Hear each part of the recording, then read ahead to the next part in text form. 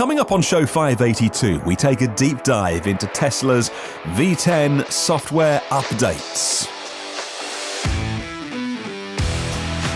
Well, good morning, good afternoon, or good evening. Wherever you're listening in the world, welcome to the show. EV News Daily, the edition for Monday, 16th of September. My name's Martyn Lee, and this is what happened in the last 24 hours. Thank you as always to myev.com. If you go to the website, which is all about buying and selling only EVs and plug-in cars, you'll see somewhere that you can chat to one of the expert team at MyEV. And in case you were wondering, is that a real human being? Yes, I've been to HQ. I can confirm that there is indeed a human being at the other end of it. If you have any EV questions anytime, you can just drop by and ask MyEV a question. Well, from Try EV, one of my supporters of this podcast, they are here in the UK though, and they're all about getting people into EVs. They have tweeted out today that we're celebrating World Car Free Day this Saturday in Hammersmith and in Fulham, North End Road. We'll be showcasing the latest electric motorcycles.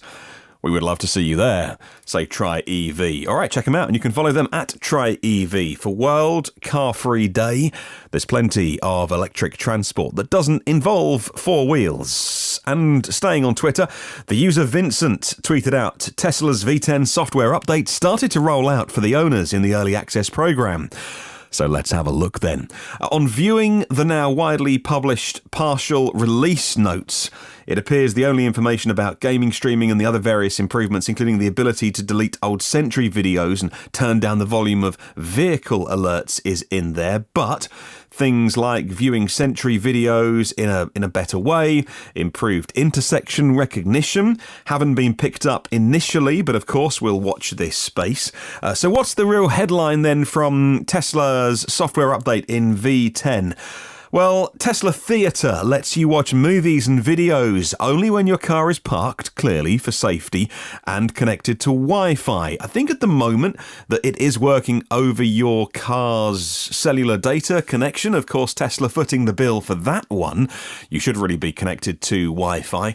I don't know if it'll work, though, because I'm not a Tesla driver myself, but I know that on my mobile phone data plan, I have as good as unlimited. I've got so many gigabytes, I'll never go through them every month. So I wonder if I can tether through my phone and as a Wi-Fi hotspot, and therefore whether that would count as well, so that I could watch some Netflix in Tesla Theatre and YouTube through my phone's data connection. Something worth trying or asking a Tesla expert. It's got karaoke or karaoke.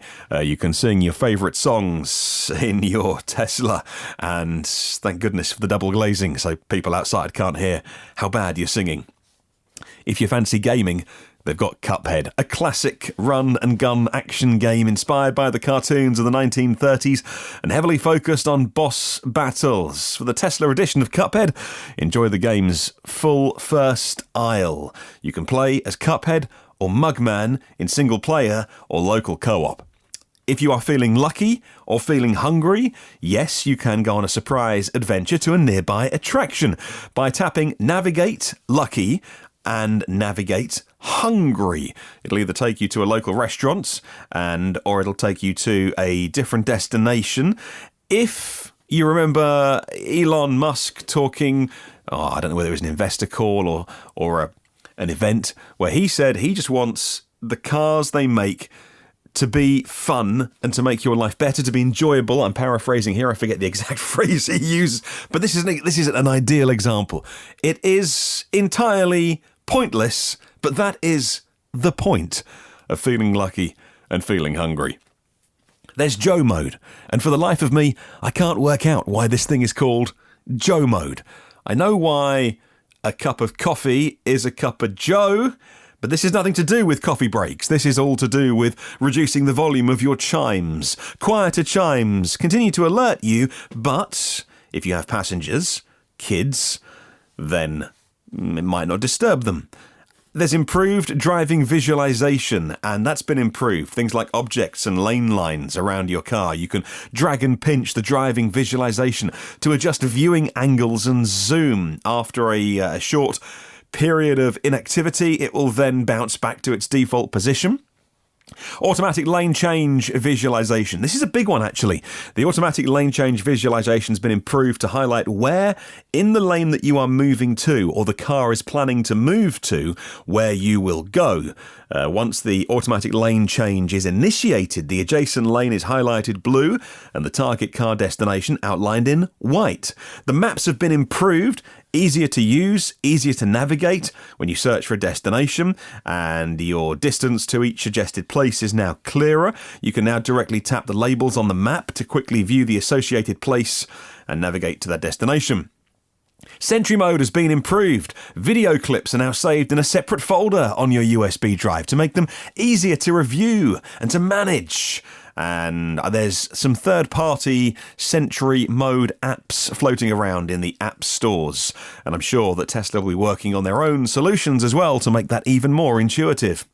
The software update has been improved. The whole experience of having your car updated, the process is now easier and more efficient. The app launcher has been reordered to make it easier to launch the phone app. At the minute, I'm finding no details on the promised Spotify. And what about enhanced summon? Well, I'm reading mixed messages on that.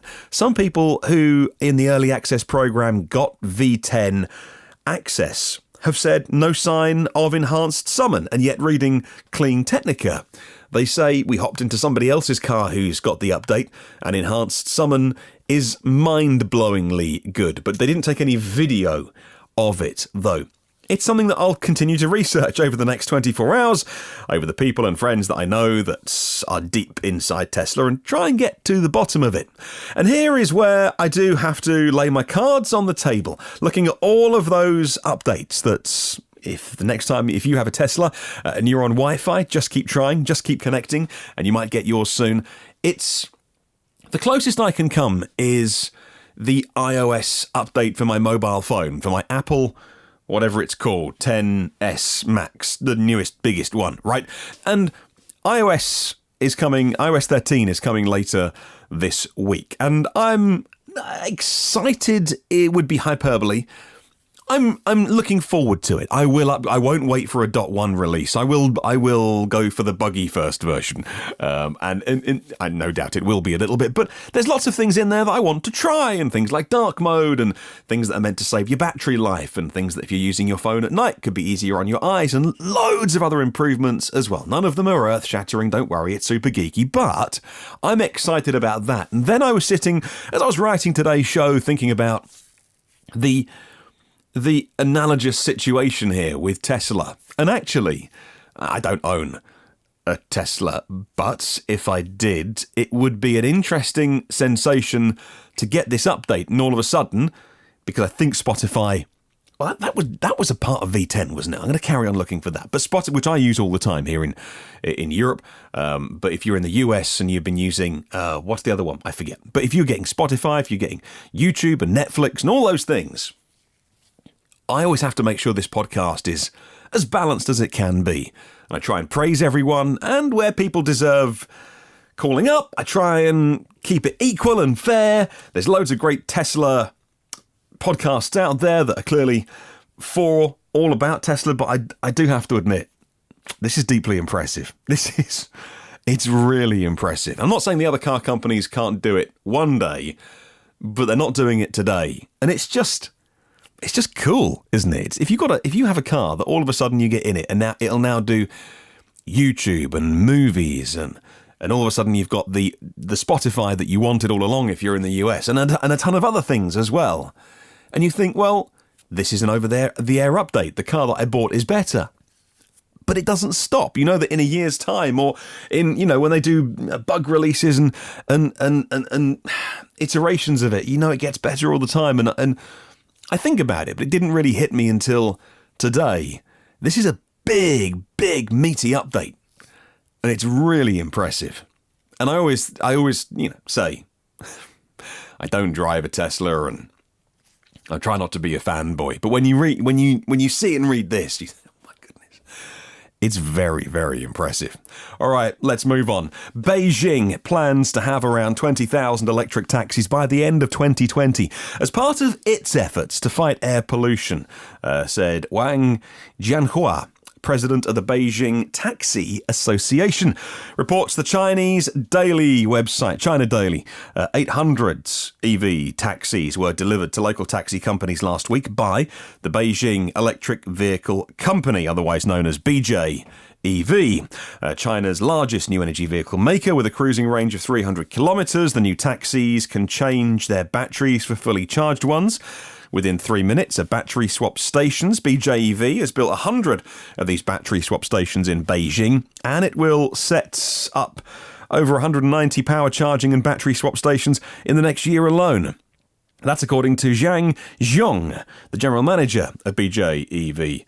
Beijing is speeding up the process of replacing its 70,000 taxis with pure electric ones as well, after the municipal government issued a plan to combat air pollution last year, which said public vehicles must be EVs. And that, again, on the subject of things being deeply impressive.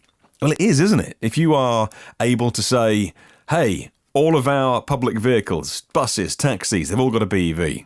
No ifs, no buts, no arguing. And you can say, well, that's largely due to the way that China does its business and treats its people and goes about its ways of governance. And I get that and I understand all of that. But if there, if there's pros and cons, if there is an upside, it's the speed at which, when a decision is made, action is then taken. Let's stay with China. And the Chinese supplier XCharge has unveiled its new charging station, and it's gone 10 kilowatts better than the previous best. You might have heard of the 350 kilowatt charging stations around at the moment, and now they've unveiled their 360 kilowatt charging station and the liquid cooling system that it employs for the cables to keep the whole thing cool. According to Electrive, the company touts their increased flexibility as the key. Their new power box can combine up to 3 high-capacity satellites, they say, that have an AC-DC module designed for 800-volt vehicles. XCharge seems to be able to cover all the options, and power module cassettes adjustable with all the different configurations of cars, up to 360 kilowatts of power delivered. It's the fastest I've heard of an EV charging until we get into commercial vehicle territory. Well, here's a blog that I found. This blog on medium.com has been written by Ted Canis. He is the global director of electrification for Ford Motor Company. It's a long blog. I'm going to put a link in the show notes if you'd like to read it. It's a really interesting read, but here's a quote. He says, "It's a question we get all the time about EVs. Early on when I started in this position, my family would ask me the same question. Do you need gas in an EV? No. No gas. The truth is, when you drive an EV, you may never have to stop at a gas station ever again. Unless you want some beef jerky. In research clinics, I sat down with many EV owners in diverse places, from California to China and Germany, and you learn one thing very quickly. Amongst most owners, all their charging is done from home. Many have never visited a public charging station at all. Similarly, surveys of US battery electric vehicle owners show that 80% of charging occurs at home, followed by charging at work. For owners of gas or hybrid vehicles, we know it's hard to break the habit of going to a gas station once or twice a week. Most of us have been doing it without hesitation for decades. But how would you feel about never having to go to a gas station again?" End quote. And that blog goes on. His Medium blog goes on. It's a very interesting read. In many ways, you may read it, like I did, and think, yeah, that's obvious. But you and I mean this nicely, you and I aren't normal. What you and I know about EVs are not what the majority of Ford buyers know about EVs. So here is the global director of EVs at Ford, touring the world and doing lots of interviews with people to say, where do you charge? Well, look, Ted, you could have asked me and the audience to this podcast, and we would have given you all the answers very quickly. People charge at home. People charge at work, and when they need to, they charge when they're out and about. Me charging on a rapid charger, it really is an outlier. People who live in flats at the moment, apartments, and can't charge at home, and then they have to charge elsewhere. At the minute, they're largely outliers. It can be done. In some cases, it's pretty easy. In some cases, people have to go out of their way a little bit. And no, that's kind of not normal, and we need to fix that situation as soon as possible. It unfairly discriminates against people who haven't got off-road parking, who want to drive an EV, but it's not their fault. Well, they haven't got anywhere to charge the thing overnight. But for many people who have got the facility to charge overnight, you and I know it's where it all happens. Let's finish off with a couple of stories. One of them is about Tesla's Plaid mode in the Model S. Tesla testing its new Model S vehicles. They've got a few, or at least two that I've seen in the pictures, and including a 3-motor Plaid version of the Model S, and it continues to head around the Nürburgring. Now, a witness says that Tesla has crushed the Porsche Taycan's time. How do they know? Well, Fred at Electrek has been doing some Google Translate of a foreign article. It's clear that Tesla wants to push their vehicles to the limits on a demanding race track, and the German car magazine Automotor und Sport said that on the Nordschleife, the expert Thomas Much is going to be driving the cars. The magazine had an observer, wouldn't say what they were doing, but there was an observer at the track from the magazine who timed the Tesla Model S on a 7 minutes 23 lap in the Model S, which is quicker than the Porsche Taycan. We'll watch this space. Many people are just so over the Nürburgring. Finally, Mazda will show off an EV at next month's Tokyo Motor Show. Welcome to the party, Mazda. There's plenty of room.